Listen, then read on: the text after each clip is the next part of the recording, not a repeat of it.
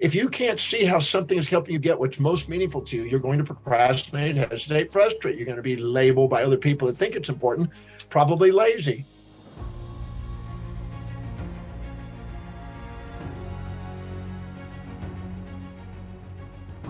I'm sure you've had a moment in your life where somebody came up to you and labeled you and said, God, you're lazy, or why don't you do this? Why are you just sitting around and doing that? Or maybe you've even labeled yourself that you keep procrastinating, not getting around to doing something. Or maybe you've labeled yourself lazy or beat yourself up because somehow you're not doing what you think you should be doing. Or you've maybe projected that onto somebody else and thought, God, they're just lazy. They're just procrastinate. They never get around to doing things or doing what I want them to do. So I'd like to address that topic because it's time to break and shatter a myth. So again, make sure you take a note of this because this might be liberating, to say the least. And I rarely do a presentation without discussing the very driving force of human beings, which is human values. And so I'll start there. Every human being lives with a set of priorities, a set of values, things that are most to least important in their life at that moment in their life. Moment by moment, these can gradually tweak and change. When I was a young boy, I loved baseball. I got into surfing as a teenager, and I got into academics and schooling later on. So I had different sets of values as I go along, and sometimes your values can shift either by cataclysmic events that change your life or tweaking, slow, gradual changes. But whatever it is, in any moment in your life right now, you have a set of values, a set of priorities. And whatever's highest on that list of priorities or values, thing that's most important to you, you are spontaneously inspired from within to go and do it. It is no extrinsic motivation needed to do it. In my case, it's teaching. I love teaching. I love researching and writing and teaching. So nobody has to motivate me to do that or remind me to do it or incentivize me to do it or punish me if I don't do it or reward me if I do it. I don't need any form of extrinsic motivation to do that. And you have something in your life where you are inspired from within to do it. You intrinsically just do it. And there's no procrastination doing it. But it may be in an area that you think it shouldn't be in. Or you may think that other people think it should be somewhere else than what it is. So sometimes you're not honoring where you are spontaneously inspiring. You're not honoring what your own values are. You're trying to live in somebody else's or trying to get others to live in yours. Anytime you expect other people to live in your values, your hierarchy of values, or anytime you expect to live in the hierarchy of values of other people, you're going to have futility because nobody can sustain living in somebody else's values because it's going against what's intrinsic for them. So whatever is high on their value, you spontaneously are inspired from within to fulfill.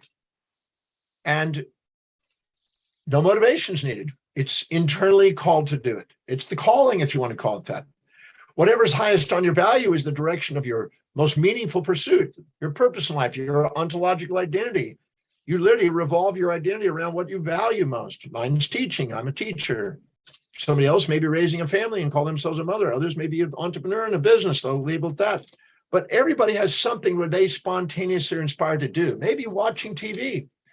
I had a woman that asked me to consult with her son who was 23 years old that wasn't doing much and was lazy and procrastinating in her label.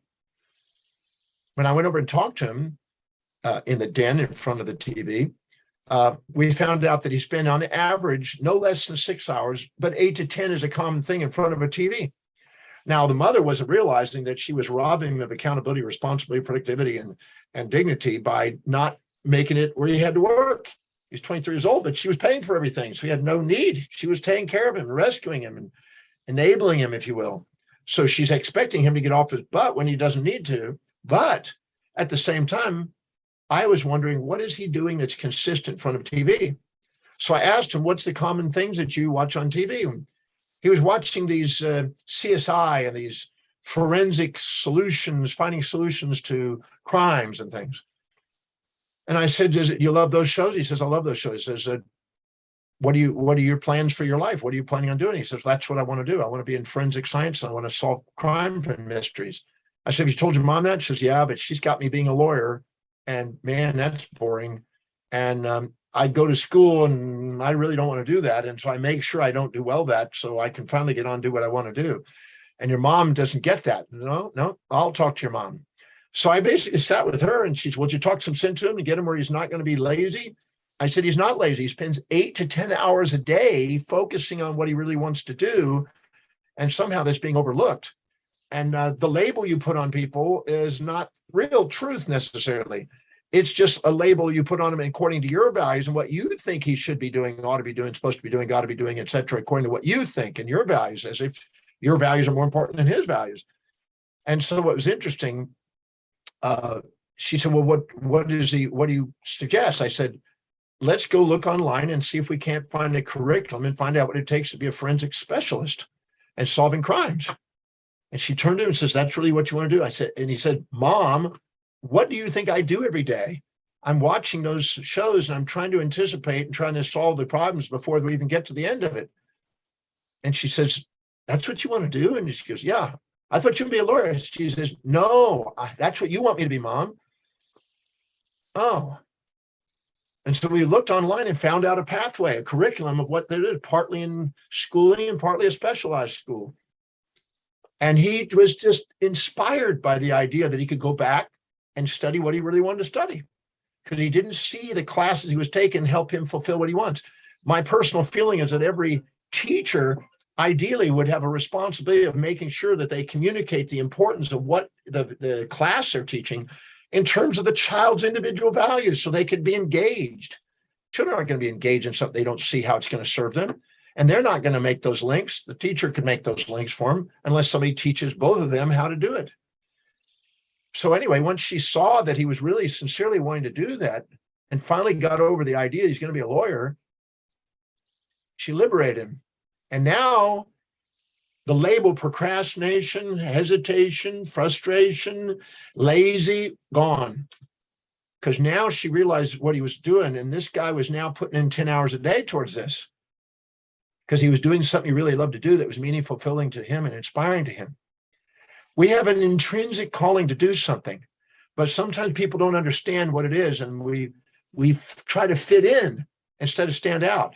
And we're afraid all of a sudden that, I've seen people label themselves. I watched a woman in London label herself as lazy, and she was working 8 hours a day working with kids. She wasn't lazy in what was important to her, but she was comparing herself to other people and thinking, well, I don't have a business, so I can't seem to get that off the ground because, well, things that are low on your values, you need motivation to do. And nobody's getting up and motivating me to go into work every day to do what everybody expects me to do, or what I was thinking I was supposed to do. Anytime you hear yourself saying, I should, I ought to, supposed to, I got to, I have to, I must, and I need to, that is not you inside talking. That's some internalization of some outer authority's value system or collective authority's value system, as Kohlberg says, that you're inculcating into your life, thinking and comparing your life to those individuals and thinking, I should be like that, instead of honoring what you are. The magnificence of who you are is far greater than the fantasies you impose on yourself or inject into yourself. I remember when I was in my 20s, I'd grown my practice. I was almost 30 years old, 27, 8, 9. I was growing this practice. But I heard about doctors that were growing massive practices. And I had a big practice, but not a massive practice. And I was sitting there going, I should be doing that. And I thought, wait, my values are different. Who I am and what my commitment is not really that. But I would have peer pressure sometimes make me think I should. And then I would beat myself up. And I would say depression is a comparison of your current reality to a fantasy about how life's supposed to be. And anytime you expect yourself to be living in somebody else's values or others to live in your values, then come the labels. You label yourself, you label other people. I saw a whole bunch of school teachers. I saw counselors. I saw psychologists label a child ADHD. And then we found out what the child's love was, which happened to be trains, and zeroed him over onto trains and let him go and absorb and focus on trains. And he could sit for 11 hours straight, nonstop, working with trains. Had no signs of ADHD when he was doing something he was engaged in. But he was procrastinating, hesitating, frustrating, and can't stay focused and everything else, which is designed. You're designed to have a short-term, attention span on things that are absolutely not important to you. If you can't see how something is helping you get what's most meaningful to you, you're going to procrastinate, hesitate, frustrate. You're going to be labeled by other people that think it's important, probably lazy. But look carefully at what you spontaneously love doing and don't judge it. You may discover something that's extremely meaningful to you, but you've never honored it and appreciated who you are. And remember, the magnificence of who you are is far greater than all the fantasies you keep imposing on yourself. If you kept having a fantasy, you're supposed to be like somebody else. Envy is ignorance, imitation is suicide. You're not here to live in the shadows of others and be second at being somebody else. You're here to be you. And you want to make a difference, but you can't make a difference fitting in. You make a difference standing out. So you want to give yourself permission to be you. And that's where you find your drive. Like I say, I am spontaneously inspired to teach, research, and write. Nobody has had, in fact, I've given people an opportunity. I said, if you can find somebody that's had to motivate me to research, teach, and write, in the last 50 years, you got a free seminar. And nobody will find that because it doesn't exist. Because I'm spontaneously love doing this, what we're doing right now. And what's interesting is I don't need to be it, and nobody will label me that no one says you're a lazy teacher. You never get around to teaching. But I've had hundreds of people over the years. I've had a sports enthusiast that thought I ought to be out there working out more and said, you're just lazy, you're not driven, you just don't have the drive to go out and do the exercise you should be doing. And they're projecting their values onto me. Everybody's projecting their values onto you and labeling you. And if you can sit there and if you subordinate to that, you'll lose yourself. I'd rather have the whole world against me than my own soul, as they say. So I had that lady who was projecting that. I had another person said, well, why don't you have grandkids? And why don't you have great grandkids? You should be doing this. And they were projecting their idea that I should have more kids. Another person said, well, I should be doing more with entrepreneurship. And somebody said, you should be out there voting for politics. I mean, I've had lots of people project their values onto me and label me and say, well, you just don't have the drive, you're lazy or whatever, in their values, but not in mine and not where I want to do it. That boy was not wrong for his pursuit of forensic science. That's what he's doing today. I had another boy, the same thing, 16 years old in Brisbane, Australia. And it was quite interesting. The mother was saying all he does is sit on that damn computer all day long. And, he's 16, he should have a job, go to McDonald's or go and have a paper route or whatever. In her era, that's what they did. And said he's lazy, he's not doing it. Of course, again, that was happening and she was taking care of all the costs. So he'd had no drive. If he had no money, he'd have to go out to work. He'd want his money. He didn't have it. Everything was taken care of. Sometimes we rob people of accountability by taking care of them, make them dependent on us. And that drives them to do only what's really what they, what's high in their values and not what's interesting to ours. And we won't have a financial value or a business value if we don't have a need for it. So what's interesting is she said, well, he's lazy and everything else. And I went in and talked to him and found out he was incredible on the computer. He could create code. He was developing, software, and he was doing things. He was a genius on computer. His mother was illiterate in computer. So she was projecting what she thought was important for him. And again, he stood and he says, yeah, she's on my case. She's always on my case because but this is what I want to do. I want to develop software. I want to be in the computer world. That's where it's going. I don't want to be living in the dark ages. I want to be living in a dinosaur. I want to be living in the future. And I came out and the mother said, you talk some sense into the son, the same as the last one. And I said, no, I hired him. He's developing some software for me that I need. And she goes, he's developing software? You hired him? I said, yeah, he's quite a genius kid. He can do a lot with code. You can do all that? And he goes, Mom. And so sometimes we project, we think that somehow we are knowing better than sometimes our kids. And I'm not saying we don't in some areas, but we don't always know what was really valuable to them. And sometimes we try to force them. And the question is it their dream or is it your dream? I've seen parents force kids to do something and then backfires when they hit a certain age, and then they're not driven to do it anymore because their parents die or something and they don't want to do it. They want to go off and do something they really want to do. You got to give yourself permission to be yourself. And you don't procrastinate on what's important to you. But don't expect, if you have a high value on something social, don't expect necessarily to be financially viable or business savvy. You have to be honest about what it was, because if you have an expectation on yourself that doesn't match what you value, you got two choices. Either go and shift your values, which is a science for that, which is a whole nother talk sometime, or take whatever the action steps that you know would help you go in that area and become viable. How's it helping you fulfill what you're doing today? Either go and do what you love through delegating, or love what you do through the linking, I call it. Because if not, you're not going to be engaged. And you're only engaged when you can see how what you're doing is fulfilling what you value most. And if you're not valuing it, don't expect it. So I have a low value on cooking. I haven't cooked since I was 24. About the only thing I ever did is did a spiralizer one time and did a carrot and made a spiral carrot because my girlfriend told me I needed to do that for her.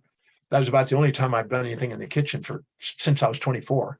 And I'm 68 now, so you can guess the 44 years there.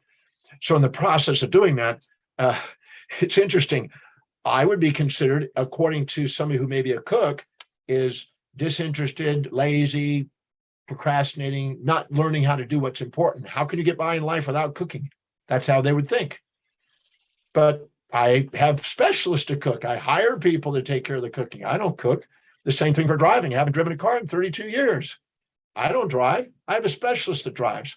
I do what I love doing. I found out that if I'm doing what I love doing and delegating the rest away to people who love doing it, I surround myself with experts, surround myself with them, and they love doing it. I'm free to do what I love doing, and everybody gets a job and an opportunity. And if I do it in a way that's engaging and serves people, then I flourish.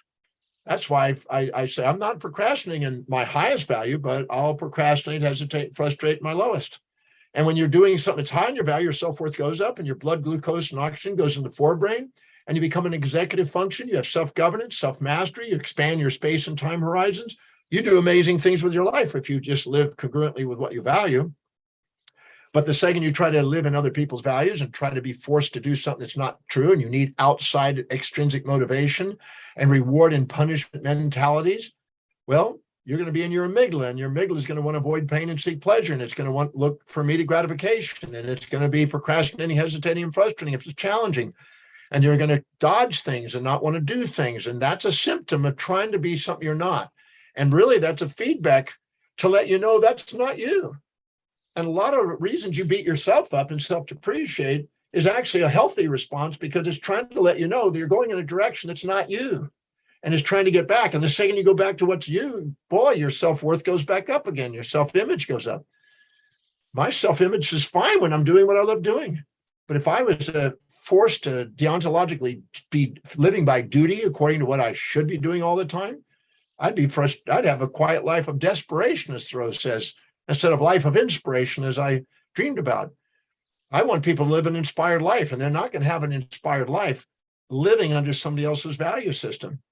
So you have to do it. That's why I have on my website the Dr. Demartini value determination process.